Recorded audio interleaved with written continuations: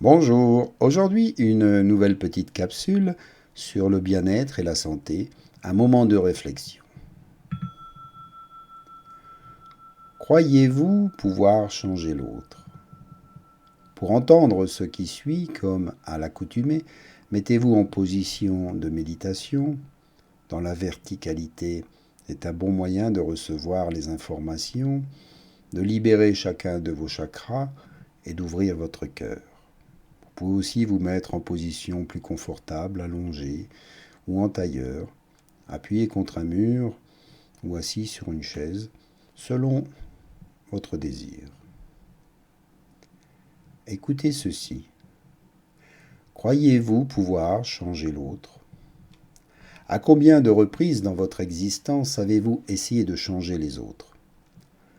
Très souvent, certainement, et l'inverse est également fortement probable.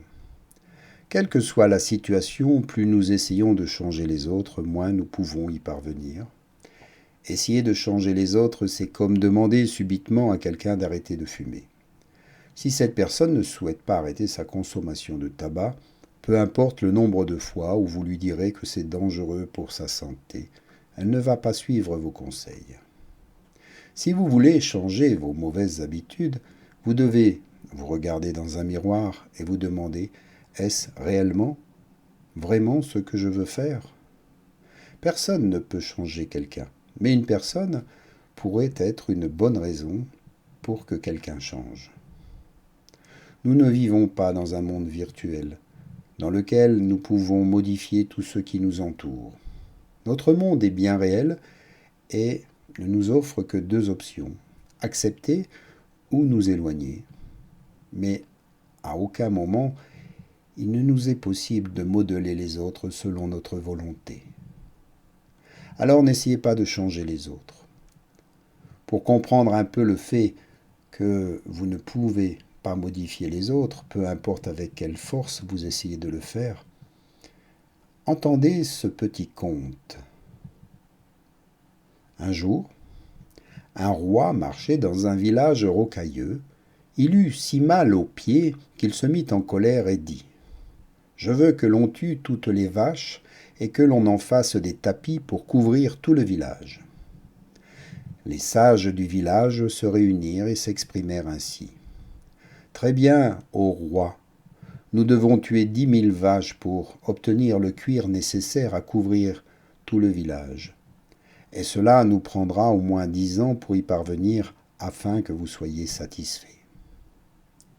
Un bouffon qui passait par là vint alors à leur rencontre et demanda à pouvoir parler au roi.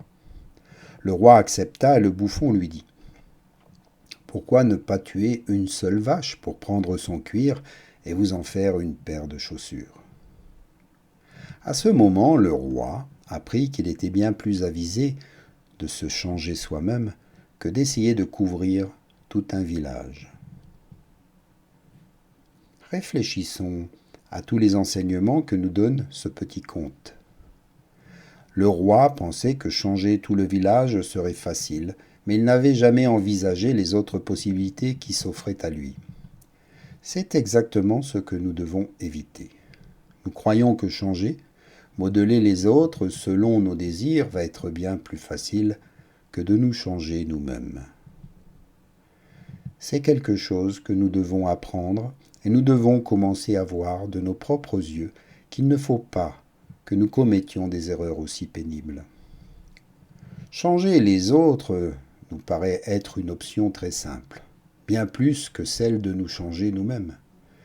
Mais le changement intérieur existe, alors que celui des autres n'est qu'une pure illusion. Tout le monde pense à changer le monde, mais personne ne pense à se changer soi-même. Pourquoi, pour changer, est-il nécessaire d'accepter? Nous aimons parfois tellement la personne qui se trouve à nos côtés que pour ne pas la perdre, nous souhaitons qu'elle change. Mais savez-vous seulement ce que cela implique? Désirer cela de quelqu'un signifie vouloir que cette personne ne soit plus elle-même, qu'elle perde son essence, son identité.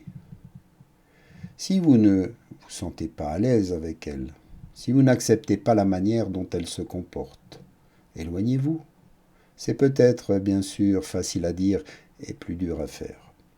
Mais vous allez perdre toutes vos forces ainsi que votre énergie pour un changement qui n'interviendra que partiellement ou peut-être jamais, quels que soient vos efforts. Accepter les autres tels qu'ils sont est difficile, parfois bien plus que nous le pensons.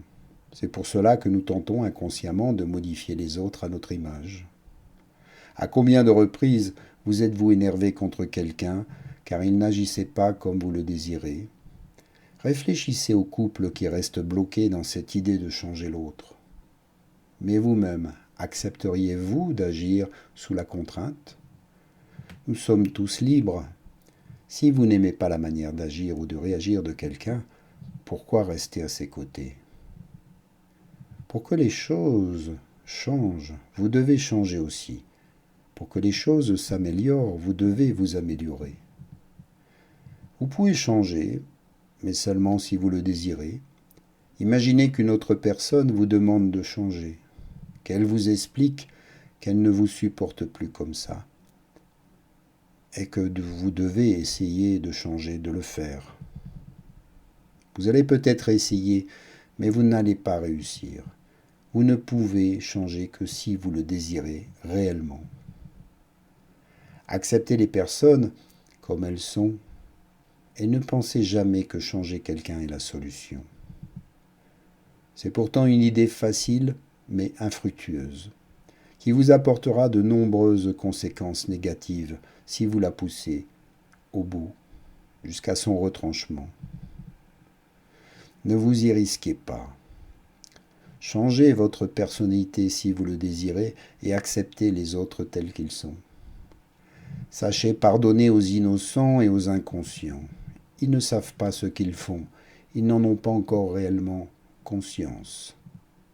Et si vous les interpellez, ils chercheront à se justifier ou voire à accuser l'autre.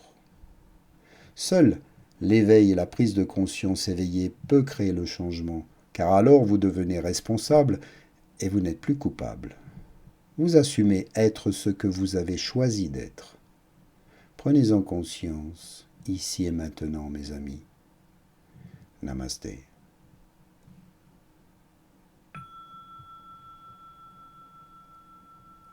Ouvrir les yeux, bouger les doigts, les orteils. Revenez ici maintenant, en conscience. Je vous remercie pour cette écoute et à bientôt.